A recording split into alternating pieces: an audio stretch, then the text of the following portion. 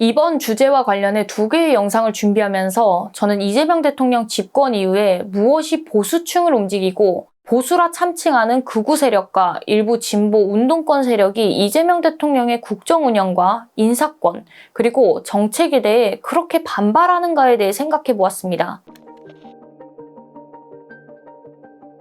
얼마 전 한국갤럽 조사에서 흥미로운 숫자가 하나 나왔습니다. 이재명 대통령의 국정 긍정평가가 54%로 반등한 가운데 보수의 심장이라 불리는 대구 경북에서 긍정 45%, 부정 43%로 팽팽했습니다. 부산, 울산, 경남에서는 긍정평가가 57%로 우세했습니다. 민주당 대통령에 대한 전통적 보수 지역의 민심치고는 낯선 풍경입니다. 왜일까요? 저는 이 질문의 답을 찾으려면 60년 전으로 거슬러 올라가야 한다고 생각합니다. 그 길목에 대한민국에서 평가가 가장 극명하게 갈리는 한 사람이 서 있습니다. 바로 박정희 전 대통령입니다.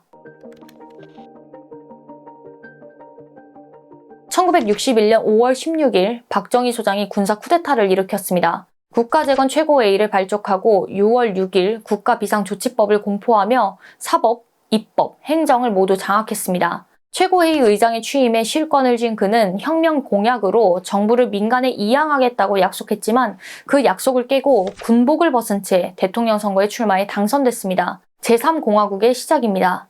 여기서 짚어야 할 것은 쿠데타 직전 한국의 상황입니다. 불과 1년 전인 1960년 학생과 시민이 피 흘려 이승만 정권과 자유당의 독재, 부정선거를 무너뜨린 4.19 혁명이 있었습니다. 독재를 무너뜨렸으니 나라가 안정되고 국민의 삶이 나아져야 했습니다. 그러나 그러지 못했습니다. 민주화의 과실을 이어받아 정치를 안정시키고 경제를 일으켜야 할 주체들은 사익과 사욕에 눈이 멀어 국민의 기대를 저버렸고 독재 정권의 하수인 노릇을 하며 서민 경제를 수탈하던 정치 깡패들도 청산되지 못했습니다. 혁명은 성공했지만 혁명 이후는 실패하고 있었던 것입니다. 박정희는 그 혼란의 틈에서 등장했습니다. 그리고 부정적 평가가 결코 적지 않음에도 여러 여론조사에서 지금까지도 한국인이 존경하는 인물 상위권에 꾸준히 오르내립니다. 대한민국 역사에 그만큼 큰 족적을 남겼다는 뜻입니다.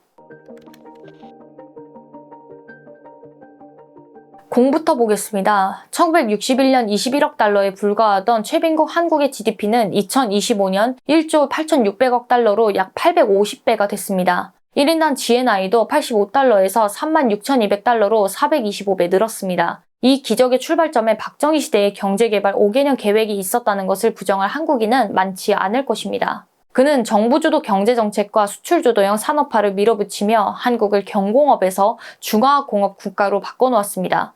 조선, 철강, 기계 같은 기간산업이 이때 뿌리를 내렸고 재임기간 실질 성장률은 연평균 8%에서 10%에 달했습니다. 1961년 철광석, 중석, 생사, 무연탄, 오징어였던 주요 수출품이 선박과 철강, 산업제품으로 바뀌어갔고 그가 서거하고 6년이 지난 1985년 한국의 GDP는 그 기반 위에서 처음으로 1,000억 달러를 넘어섰습니다. 그러나 과외 목록도 그만큼 무겁습니다. 국민의 반대를 무력으로 제압하며 굴욕적인 한일협정을 서둘러 밀어붙였고 철저한 성장주의의 개발 독재 아래 재벌에게는 온갖 특혜를 주면서 노동자의 인권은 짓밟고 노동쟁이는 원천 봉쇄했습니다. 특히 영호남 지역 갈등을 조장하여 국가적 이념 논쟁을 일으켜 민족 분열을 일으키고 국력을 소모시킨 것과 더불어 수도권과 영남에만 집중 투자로 국토 불균형을 초래한 것은 매우 심각한 과오입니다. 또한 정권 유지를 위해 국가 권력으로 무고한 시민을 학대한 일들은 어떤 성장의 숫자로도 지워지지 않는 과오입니다. 성장의 열매는 소수에게 쏠렸고 그 그늘에서 자라난 기득권의 특권 구조는 60년이 지난 오늘까지 우리 사회의 발목을 잡고 있습니다. 그로부터 60여 년 한국은 중진국의 함정을 벗어나 선진국 반열에 올랐고 이제 제도약의 갈림길에 서 있습니다. 그리고 그 중심에 이재명 대통령이 서 있습니다. 미리 분명히 해두겠습니다. 두 시대가 닮은 것은 통치의 방식이 아닙니다. 무너진 나라를 다시 일으켜 세워야 했던 국면, 그 시대적 과제가 닮은 것입니다. 박정희가 4.19 이후의 혼란과 절대 가난이라는 폐허 위에서 출발했다면 이재명 정부는 불법 비상계엄의 혼란과 기득권의 부정부패로 정치와 경제가 속절없이 추락한 자리에서 출발했습니다. 그리고 실용주의 리더십으로 위기를 수습하고 민생 회복에 속도를 내는 모습이 폐허에서 나라를 일으키던 시절의 기억을 국민들에게 불러내고 있는 것입니다. 또한 이재명 정부 주도로 호남과 충청권에 세워지는 대규모 반도체 클러스터는 향후 세계 경제와 산업계를 이끌어가는 선도적인 사업이 될 것입니다. 대구, 경북의 민심이 움직이는 이유도 저는 여기에 있다고 봅니다. 이념이 아니라 기억입니다. 나라를 일으키는 지도자에 대한 기억 말입니다. 그래서 저는 박정희 시대를 혼란과 가난을 극복하고 국가 경제 발전의 기틀을 세운 건국 일기라 부르고 이재명 대통령의 시대를 제2의 건국의 시간이라 부르고자 합니다. 여기서 오해가 없기를 바랍니다. 제가 잊자고 말씀드리는 것은 박정희 전 대통령의 방법이 아니라 박정희 시대의 과제입니다.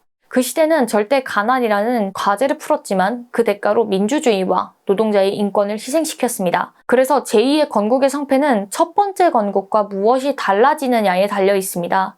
첫 번째가 민주주의를 유보한 성장이었다면 두 번째는 민주주의와 함께 가는 성장이어야 합니다. 첫 번째가 소수에게 몰아준 성장이었다면 두 번째는 억강부약과 대동세상의 원칙 위에서 부와 권력을 고르게 나누는 성장이어야 합니다. 성장이냐 분배냐의 낡은 양자택일이 아니라 고른 분배가 다시 성장의 연료가 되는 선순환, 그것이 이재명 정부가 말하는 실용주의의 본령이라고 저는 이해합니다. 제2의 건국이라는 말은 사실 새 것이 아닙니다. 1998년 김대중 대통령이 IMF 외환위기 앞에서 국민에게 내걸었던 바로 그 말입니다. 나라가 무너진 자리에서 다시 세우자는 호소였고 국민은 금 모으기로 응답했습니다. 그 계보 위에서 오늘의 과제를 이렇게 정리하고 싶습니다. 박정희 시대가 가난이라는 외환과 싸운 건국 일기였고 김대중 시대가 환란이라는 국난을 넘은 제2건국의 첫 시도였다면 이재명 시대는 내란과 기득권 부패라는 내환을 청산하고 세계 국민이 바라는 이상적인 국가 성장의 집을 지어 제2의 건국을 완성하는 시기가 될 것입니다. 역사는 모든 지도자를 공과 과가 뒤섞인 채로 기억합니다. 다만 60년 전의 건국이 민주주의를 미뤄둔 채 이뤄졌다면 지금 우리 앞의 건국은 민주주의의 토대 위에서 이재명 정부의 주도하에 국민의 손으로 완성되어야 합니다. 그때 비로소 우리는 후손들에게 말할 수 있을 것입니다. 우리는 가난을 넘은 나라를 물려받았습니다. 거기에 억강부약과 대동세상의 원칙을 성장의 새 엔진으로 삼아 공정하면서도 세계가 부러워하는 부유한 나라를 물려주었다고 말입니다.